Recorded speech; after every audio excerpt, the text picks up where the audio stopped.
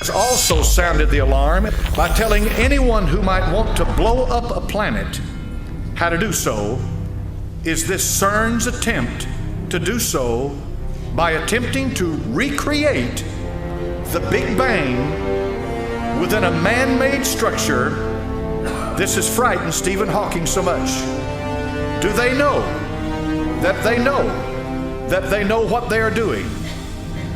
Ask yourself, how much energy is keeping it together? Then you put more than that amount of energy into the object. Go back and try to change something, bang, and it creates a ripple effect. Read between the lines. The particle collision pictured creates a ripple effect in time, a time impact event. Who is trying to go back or forward to try to change an outcome?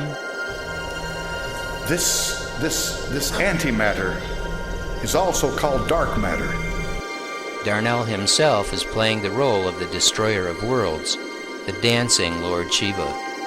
Under the lamp, we see an idol of Shiva doing the cosmic dance of destruction, a miniature of the one featured at the CERN facility.